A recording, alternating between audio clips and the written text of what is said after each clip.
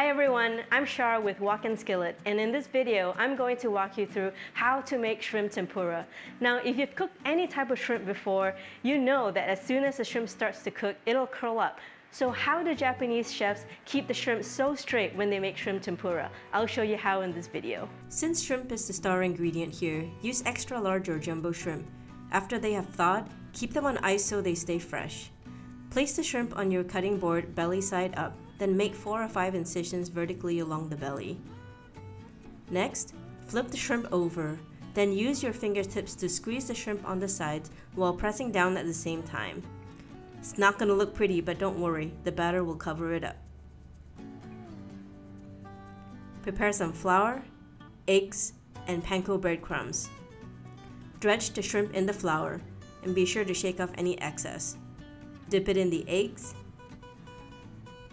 then coat it with the panko breadcrumbs. Repeat this process for all of the shrimp. Heat up some cooking oil in a wok or pan over medium-high heat. You'll need enough oil to deep fry the shrimp. I use a wooden chopstick to determine if the oil is hot enough. It should start to bubble almost immediately when you submerge it. Carefully add the shrimp to the oil and don't overcrowd the wok or pan. Fry them in small batches. Let them cook until they turn a beautiful golden brown color. This should only take about a minute, so don't walk away. Remove the shrimp from the oil, and using a spider skimmer is really helpful for this task. Don't forget the dipping sauce. Add water to a small saucepan, followed by dashi stock, mirin, soy sauce, and sugar. Give it a good stir, then let it boil for a minute.